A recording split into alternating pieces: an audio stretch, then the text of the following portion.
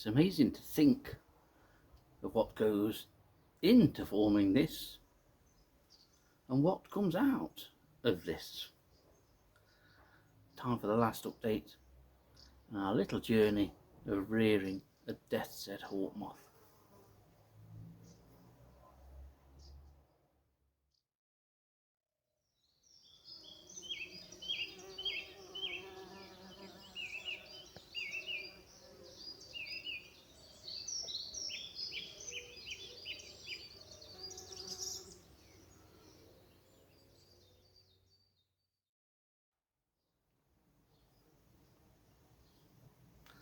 Yesterday, one of these death's head hawk-moth pupa finally emerged. It took a couple of days, just over 4 weeks, and that's with the pupa just being kept at room temperature, just in the house. There's no heating in the house. And 4 weeks later, we went from a caterpillar into this, and then into this.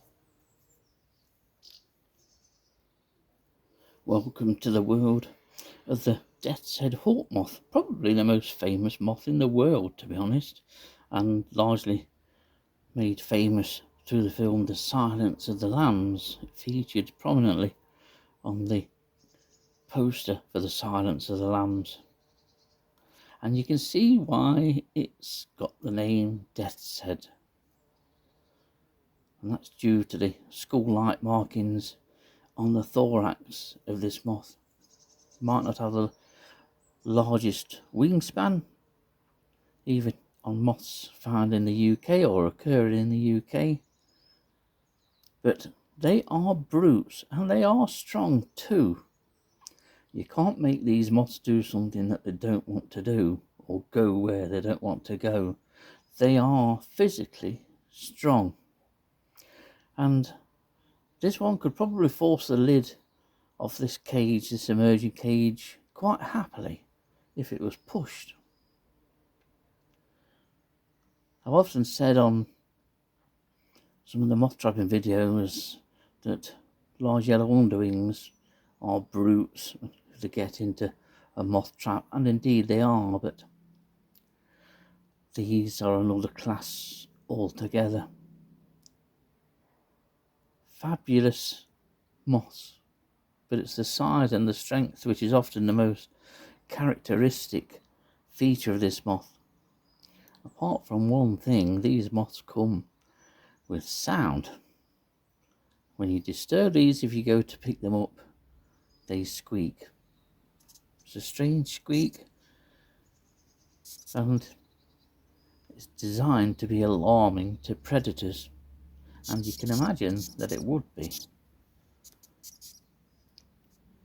When you look at them close up and you see that white on the antenna, that's something I've not noticed before, to be honest. But it's the skull-like markings on the thorax which really makes this species stand out. You can see why people want to rear these and to actually just see one.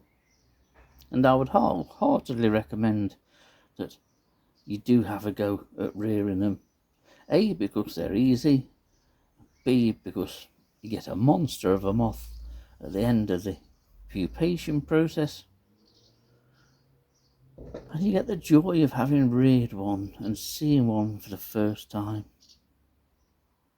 They are super things, and you get an idea of how powerful the muscles are inside that thorax as it settles down a little bit. It looks as though it's trying to ease its way back into the cage, but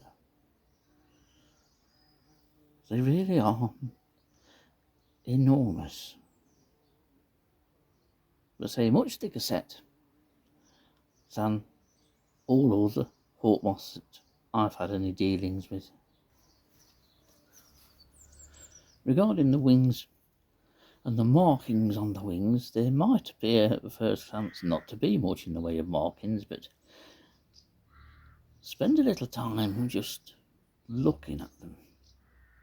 The obvious marking is that white dot on each of the forewings, but you may think that the rest of the markings is just a mishmash of shades of almost black and through several shades of brown.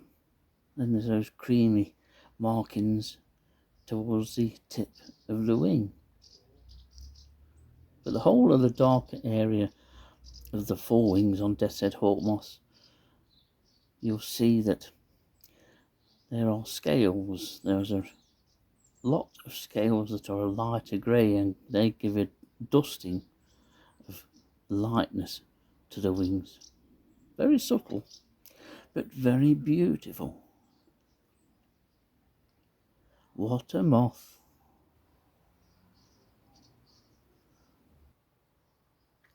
Now, of course, you're all waiting to hear this moth squeak. And they squeak at every opportunity. But it's usually when you go to hold them. I've not done it with this moth because I don't like to continually disturb them just so I can hear a moth squeak. I have heard these squeak before, but many of you obviously won't have done.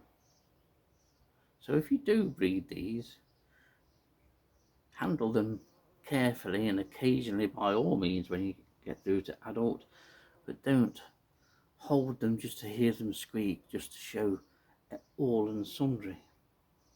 So we'll see if this one will squeak.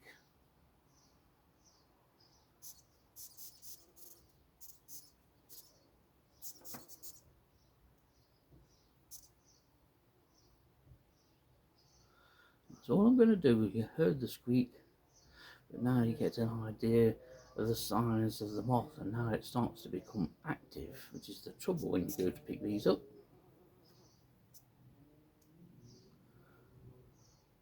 So there we are. The death's-head hawk-moth may be coming to a town near you this summer. But what a thing. The end product of several weeks of growing. And we've seen this all the way from the egg right through the pupations and larval periods.